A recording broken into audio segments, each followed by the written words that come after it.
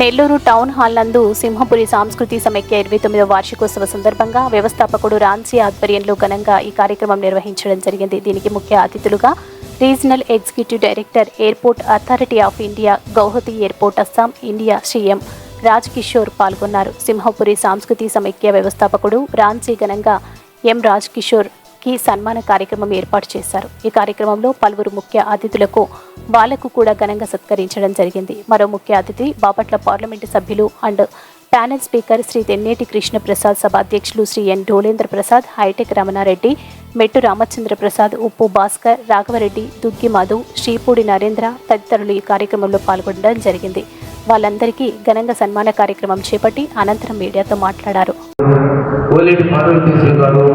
పెద్దవాడు గోపాల్ రెడ్డి గారు, ఆనాటి జిల్లా కలెక్టర్ ఎస్పీ డేగా రాజరెడ్డి గారు, ఇలాంటి వారి సమక్షంలో మా సంస్థను మేము స్థాపించాము. నిర్వీర్యంగా ఈ 29 సంవత్సరాలు మేము కొనసాగిస్తూనే ఉన్నాము.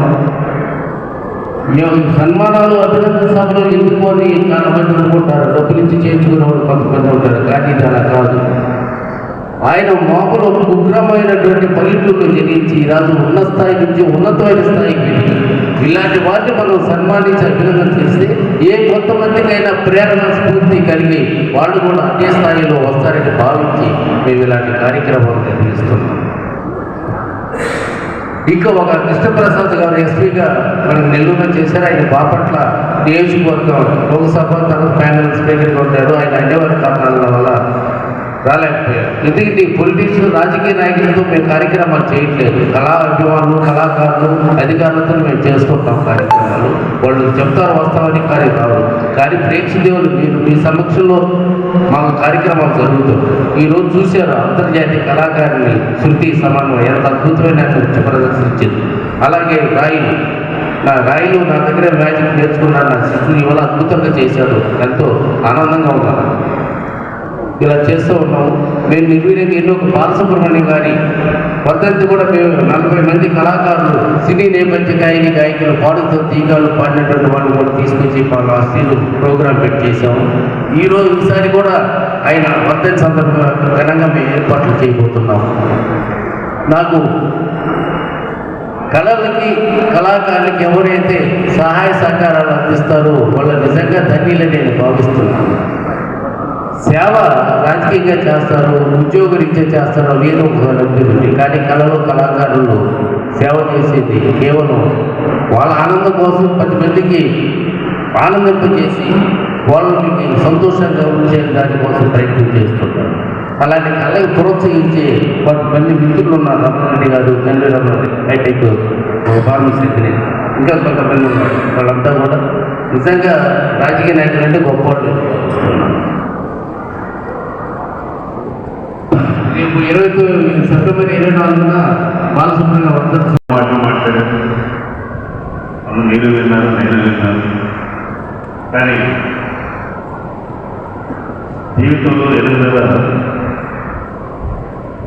సంకల్ప బలంతోనే వస్తాయి. ప్రతి ఒక్కరికి సాధ్యమని ప్రయత్నం చేస్తే ఈ సంకల్ప బలం మిమ్మల్ని కాదు, మీ కుటుంబాన్ని, మీ బిడ్డల్ని అందరి ముందుకు తీసుకెళ్తుందని ఆశిస్తాను. అది నా జీవితంలో జరిగిందని కూడా మీకు పంచుకుంటాం. ముఖ్యంగా నా ఎడ్యుకేషన్ అంతా కూడా ఈరోజు ఈశాన్య రాష్ట్రాలకి సివిల్ ఏవియేషన్ అధిపతిగా రీజనల్ ఎగ్జిక్యూటివ్ డైరెక్టర్ హోదాలో 7వ తారీఖు ఛార్జ్ తీసుకోవడం జరిగింది. ఇండియాని 5 రీజన్లుగా విభజిస్తే ఒక రీజన్కి నన్ను నియమించడం నెల్లూరు వాస్తవులకి ఎంతో అలంకారప్రాయం. నేను గర్వంగా కాదు, మీరు కూడా గర్వంగా తీయవాలని అనుకుంటున్నాను. సేవ అనేది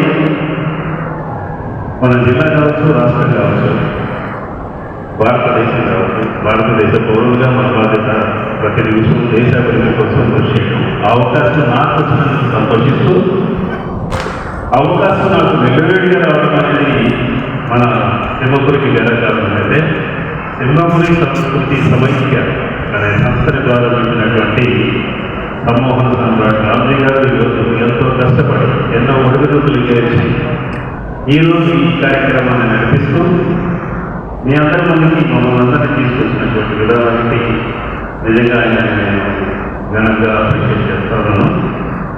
ముఖ్యంగా ఎడ్యుకేషన్ అనేది బీఆర్ హై స్కూల్ నుంచి స్టార్ట్ అయింది. నా ఇంజనీరింగ్ కూడా విద్యాలయంలో జరిగింది. పోస్ట్ గ్రాడ్యుయేషన్ కోసం బయటకు వెళ్ళిన నేను 17 సంవత్సరాలుగా యునైటెడ్ ఆంధ్రప్రదేశ్లో నేను ఇక్కడ పనిచేస్తూ ఉన్నాను.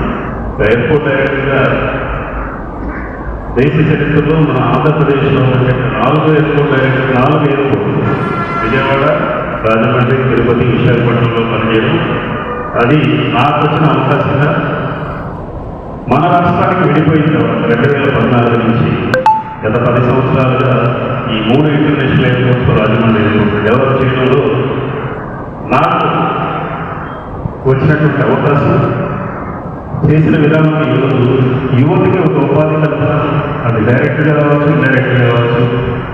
ఈరోజు మనం సొసైటీ కోసం ఏం చేస్తున్నాం అనే దాంట్లో ఒక సమగ్రమైనటువంటి సంతృప్తి అనేది నాకు ఉందని నేను బలంగా నమ్ముతున్నాను. రాజకిషోర్ గారికి అయితే నేను వెంకట గారిని ముందుగా అభినందిస్తాను. ఆయనలో ఉండే ఆవేదవి స్కిల్, ఆ గొప్ప కళ, ఈ సంస్కృతి సమాఖ్య వేదిక మీద కళాకారులకు నిలయమైన వేదిక మీద ఆయన కూడా ఒక కళాకారులాగానే మనకు కనపడుతున్నాడు. ఆయన నేను ముందుగా అభినందిస్తున్నాను. రాజకిషోర్ గారు నాకు చాలా సంవత్సరాలుగా తెలుసు. ఆయనలో ఇన్ని గొప్ప గుణాలు ఉన్నాయని నేను వెంకట గారు చెప్పారు తెలిసింది. కానీ ఎయిర్పోర్ట్స్ అథారిటీలో ఆయన అత్యుత్తమ అధికారిగా, అత్యంత సమర్థులైన అధికారిగా పనిచేయడం గురించి నేను చాలామంది దగ్గర నుంచి వింటూ వచ్చాను. ఆయన నెల్లూరు జిల్లాలో సాధారణ కుటుంబం నుంచి వచ్చి కూడా చాలా స్వయం కృషి తోటి కష్టపడి ఎవరి ప్రోత్సాహం, ఎవరి అండ, ఎవరి సహకారం లేకుండా మెట్టు తన స్వశక్తితో ఎదుగుతూ ఈరోజు అస్సాంలో నార్త్ ఈస్టర్న్ స్టేట్స్ అన్నిటికీ కలిపి రీజనల్ డైరెక్టర్గా వెళ్ళడం అనేది నెల్లూరు వాళ్ళందరికీ ఒక సంతోషకరమైన విషయం. ఆయన త్వరలోనే ప్రాంతీయ డైరెక్టర్గా కాకుండా జాతీయ డైరెక్టర్గా కూడా ఆయన ఎయిర్పోర్ట్ అథారిటీలో ఒక ఉన్నత స్థానం అలంకరించాలని అభిలషిస్తూ నాకు ఈ అవకాశం ఇచ్చిన రామ్జీకి నేను ధన్యవాదాలు చెప్తున్నాను. రామ్జీ పడే కష్టాన్ని నేను గత 29 ఏళ్ళుగా చూస్తూనే ఉన్నాను.